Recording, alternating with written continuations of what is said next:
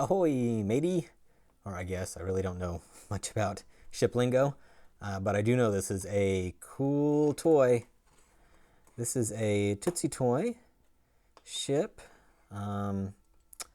It's got these metal wheels. There's not a whole lot of movie parts. This is a detachable part that has the guns. It looks like at first glance it's in decent shape, but it's actually in pretty bad shape. Here, let me show you. There it goes. There it is right there. And as you can see, let me zoom in. It's missing quite a bit of parts. Mine is missing the front guns and the stack here. It's also missing the airplane. It's kind of a big deal. But anyway, I also have this submarine, which I'm not going to do anything with that in this video. And I have this destroyer also. But for now, we're going to work on this big guy. These are actually fairly valuable if you find them in good condition. This would be in fair condition, I would say.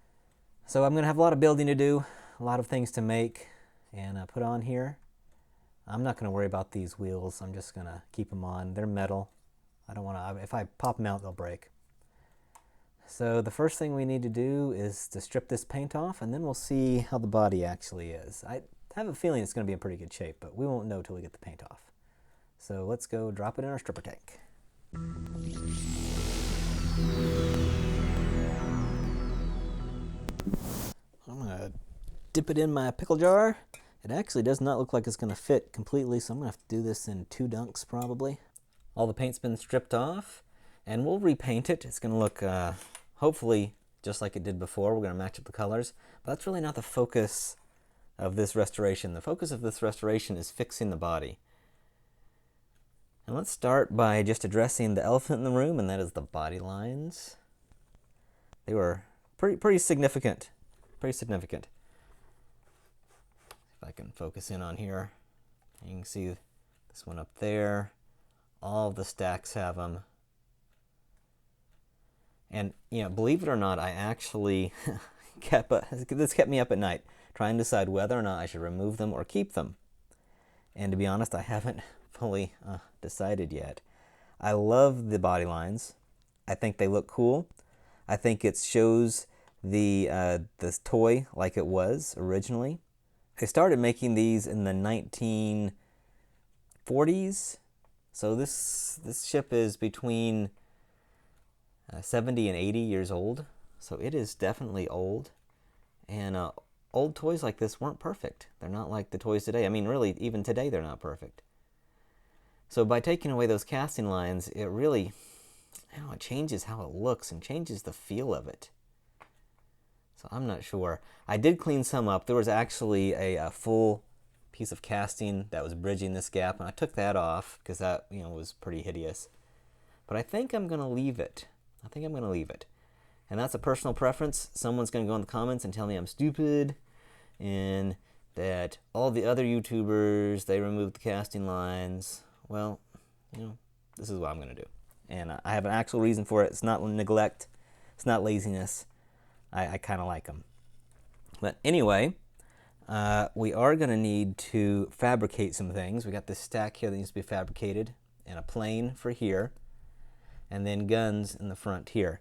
Now for the guns, I've already come up with how I'm going to do that. I've got a piece of piano wire, so I'm going to drill a hole into the, let's see if I can focus in on them, there we go. I'm going to drill a hole right in the center of where they should go, put this piano wire in there, and then I have this tube that is the perfect diameter of what those guns used to be, and it also is the perfect diameter for this piano wire to go into. Inserts like a glove. So the piano wire will hold it into place, and then I'll glue it all together. Gluing this flush like this would be a very weak joint. It would come off very easily. But once I stick this piano wire through the metal here, then that turns into a very strong joint. So that's what I'm going to do with that. Now the plane and the stack are two different issues. They have a shape. Basically this stack is the same as this one, only smaller. So I'm going to have to do that using my 3D printer. So let me show you real fast how I mock up these parts for a 3D printer. This is sped up because it actually takes about 10 minutes to make one of these pieces, maybe a little bit more. As you can see, I'm using a program called Tinkercad. It's a browser-based program. It's free. Anyone can use it. And you just use basic shapes and you put them together and you cut pieces off of them. And you can just create basically anything you want. It's amazing some of the things people can make in this CAD program. If you get a chance, give it a try.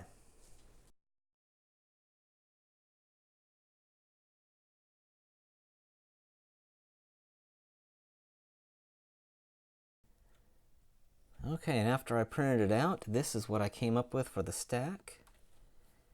And it is going to be quite nice, I think.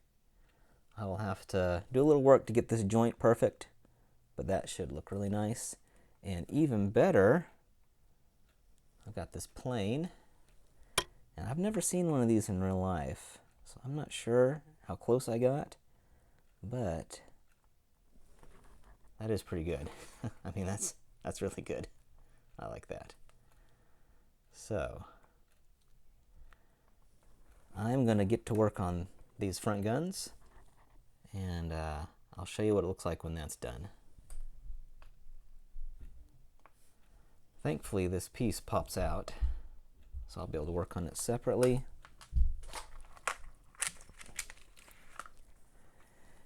And I'm going to be using this finger drill, and it's going to take a little while. I'm just going to drill a hole right in there. I'm going to do this off camera because I need to be able to see. Right now, all I can see right now is the viewfinder of my camera. And that's just not a very accurate way of modeling. So I'll be right back with these holes drilled and probably the piano wire affixed in there. Here it is with the music wire installed.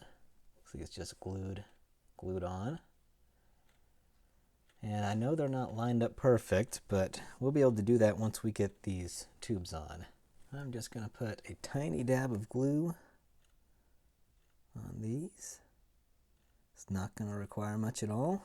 Then slide them right on.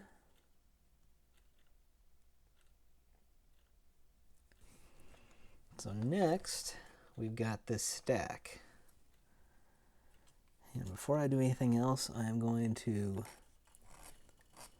flatten this out because it had an uneven surface, and that's not going to help us when we're gluing. I'm just going to glue this straight on here.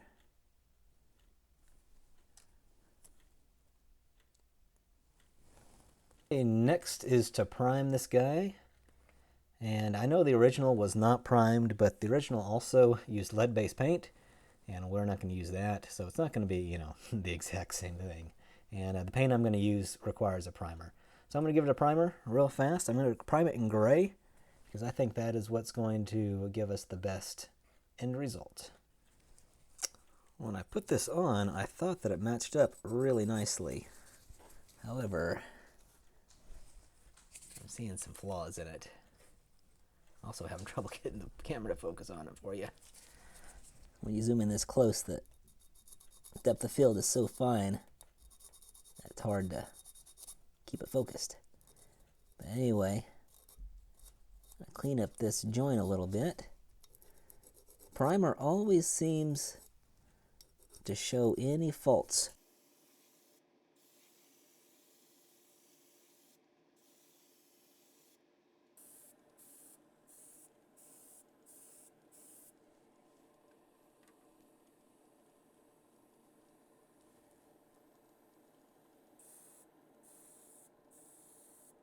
It's about as back to factory new as I could get it, considering I don't have the original paint. But on the shelf, or even on close looking, it looks pretty much exactly like a brand new one. One thing I forgot. Oh, where'd that go? Here it is. I Forgot the airplane. I think it looks absolutely gorgeous. I love this. The airplane turned out like perfect. That 3D printer I use is unbelievable. So I hope you enjoyed this restoration. Thanks for sticking this far through the video. If you remember, this was the before, and now we have the after. And I hope to see you in my next video. Toot, toot, toot, toot. No idea what sound chips make. I guess the guns.